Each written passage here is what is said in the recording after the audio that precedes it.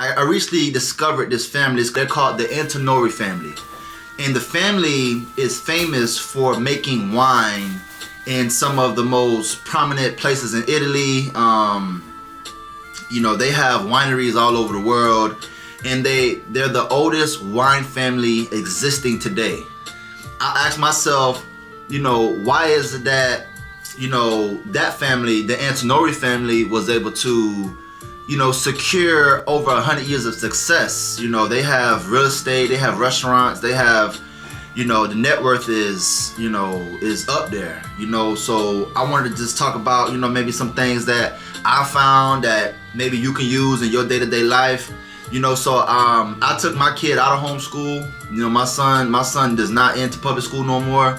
My son is homeschooled now, and he's learning things that I would have never learned at 8.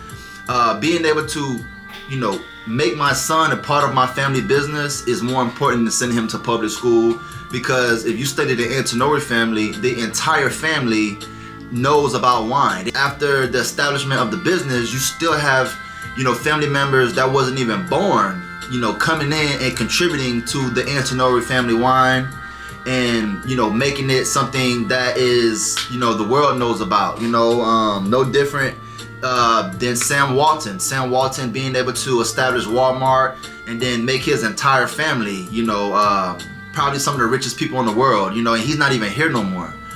So being able to create things that outlive you, create things that you can stand on, like for my instance, my dad taught me, valuable lessons that I'm gonna take to my grave, you know what I'm saying? And the lessons, I'm gonna obviously install them in my son. So my dad is very much alive in thought and very much alive in the laws that he established, you know what I'm saying? No different than the Constitution that was wrote for the United States.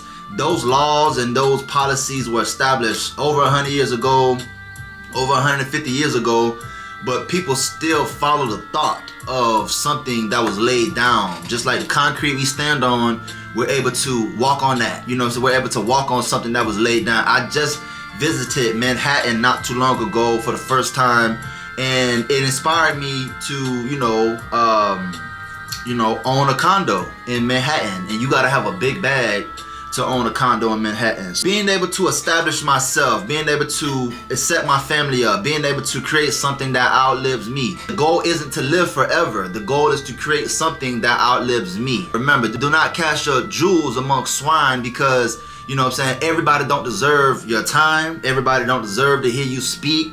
Everybody don't even deserve to be in your presence. Eye contact is important, but some people don't even deserve eye contact. And that's not me being funny, that's not me being arrogant. I'm not thinking that no one is below me. But, when you hold yourself to a certain standard, you don't allow anything around you. You don't allow certain things around you. You know what I'm saying? When you eating your food, you don't want no flies in the house. You know what I'm saying? So when you're progressing in life, you don't want no negative mentalities. You don't want no pessimistic, no negativity, no doubt, no doubtful mind. You want faith, you want strength, you want power within yourself, not power over other people. I call that dictatorship. What you want to do is you want to influence others by what you do. You know what I'm saying? You want to inspire a motherfucker. You know what I'm saying? So I wanted to come on, man, and I just wanted to pop shit real quick and just express myself with this early morning game. Faith without works is dead. Faith without works is dead. You can't skip steps to the top. You gotta start from the mud. And if you're lucky, some people are lucky enough to, have mentorships. So some people are lucky enough to, buy their education or pay for the game. You gotta pay to play. You know what I'm saying? You gotta pay to play. And that's with real estate. That's with, lawyers. That's whatever, man. Anything high ticket, you have to be able to, pay for in order to really get in the game. I read a book on LL Cool J. LL Cool J literally sent his music to every recording business in the country and only had one company that followed up, and that was Def Jam. He ended up being the first rapper to sign to Def Jam, because you can't lay no legacy by just who you know. You have to go through your phases. You have to go through your phases of being an associate, being a player in the game, you know what I'm saying? Being a captain of other men, you know what I'm saying? Becoming the second man, the second hand in charge, a contender, and being able to become a boss player. So you guys are interested in that ascension, that pyramid of ascension. I have an ebook coming soon, you know what I'm saying? It's called Boss Player, and I'm not gonna get too much into it, but it literally takes you through the ascensions of being a peasant all the way to being a boss player. And I break down the laws within the book, and it's some good game. John Gotti is famous for being a Dapper Don, but he literally single-handedly took down the mafia. What he fucked up was he was too over ambitious.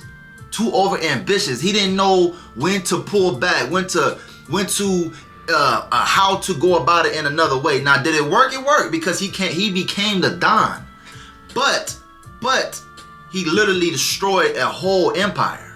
He destroyed a whole empire, a whole secret society that the world wasn't even supposed to know about. And too much over ambition.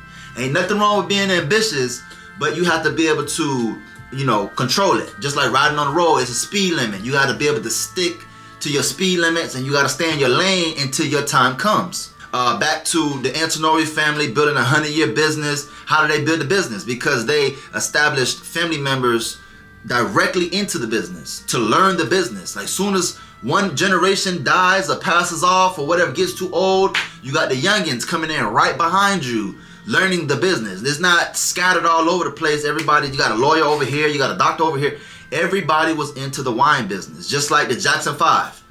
Everybody in the Jackson 5 worked. Even Janet Jackson, when she was like 7 or 8 years old, she was still working. She was still contributing to the family business. So although they're part of the family, they're kids, they still can work. And no matter how young you was or how old you was, you had to contribute. And I think this goes into establishing a legacy, establishing a family empire that can, once you have a product, once you have a service, and you have good customer service, and you have a system to operate the intricate details of the business, now it runs on its own. Now you're able to expand the family business on a large scale. I literally spent all my time studying this. So the fact that I'm just giving this away, I'm coming on today because it was in my heart to speak and get this off and put this into the world. And who knows, year 2040, 2050, 2060, this video will still be standing. And hopefully these words become like a time machine, and they're able to go 10 years from now, 20 years from now, 30 years from now, 40 years from now, 50 years from now. Even when I'm gone, I hope this video is still standing. So without further ado, make sure you like, comment, subscribe. One love.